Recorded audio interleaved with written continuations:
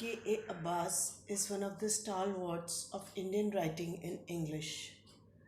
His writings focus mostly on the pathos of oppressed people.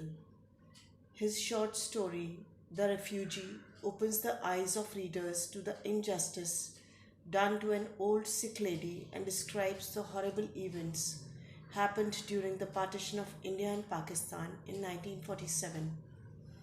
It was a time when nearly 10 million people fled from Pakistan to India and vice versa as refugees. They were uprooted from their home and family. There was bloodshed everywhere. The writer sketches the events in the life of an old mother called Maji and thereby throws light on the sufferings of millions of people during the partition.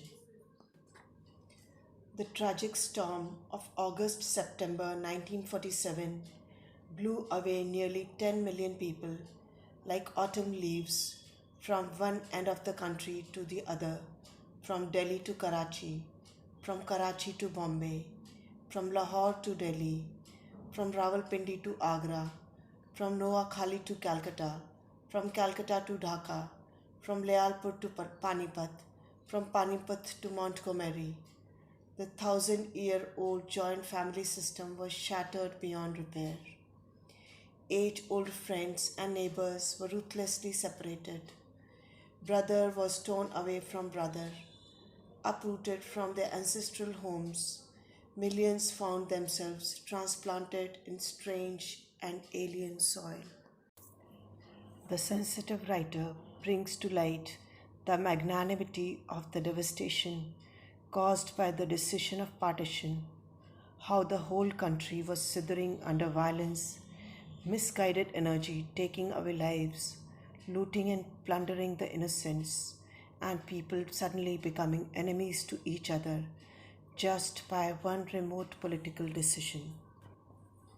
In October of that year of poignant memories, this very storm blew 2 frail old women into Bombay, hundreds of miles away from their respective hometowns. One of them was my own mother, the other was the mother of a Sikh friend and neighbor of mine. One had come from the East Punjab and the other from the West Punjab, one from Panipat and the other from Rawalpindi. By a strange coincidence, they reached Bombay on the same day. My mother, along with other women and children of my family, was evacuated from Panipat in a military truck and brought to Delhi. She stayed there for 3 weeks, huddled in a small room with 2 other families, and then came to Bombay by plane because it was still unsafe to travel by train. My friend's mother, along with her old husband, came in a refugee caravan from Pindi to Amritsar, from there to a refugee camp in Delhi, and finally from there to Bombay. There began one of the greatest migrations in human history as millions of Muslims trekked to the west and east Pakistan, the latter known as Bangladesh, while millions of Hindus and Sikhs headed in the opposite direction. Many hundreds of thousands never made it. Across the Indian subcontinent, communities that had coexisted for almost a millennium attacked each other in a terrifying outbreak of sectarian violence, with Hindus and Sikhs on one side and Muslims on the other.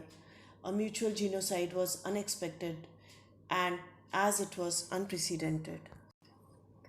Abbas talks parallelly about 2 women, one his mother, a Muslim lady, and the other, a Sikh woman, his friend's mother. Both reached Bombay on the same day, surviving the refugee camps in Delhi. I call my mother Amma, and my friend calls his mother Maji.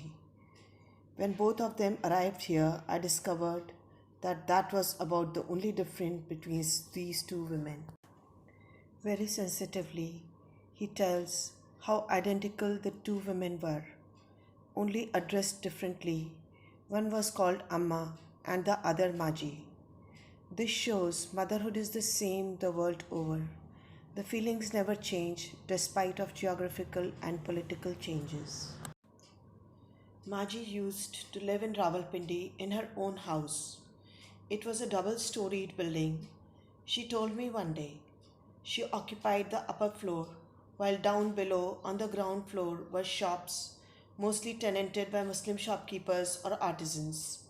Many of her neighbors, too, were Muslim. There was a close bond of good neighborliness between all of them, Muslim or Hindu or Sikh. The Muslim women of the neighborhood called the old Sardarni Behenji, while the younger ones respectfully addressed her as Manji or Chachi.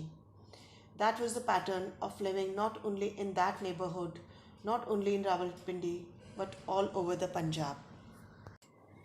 He describes how prior to partition, people of all communities, Hindu, Muslim, and Sikh, lived in communion, in perfect harmony, not just in a particular locality, but all over Punjab.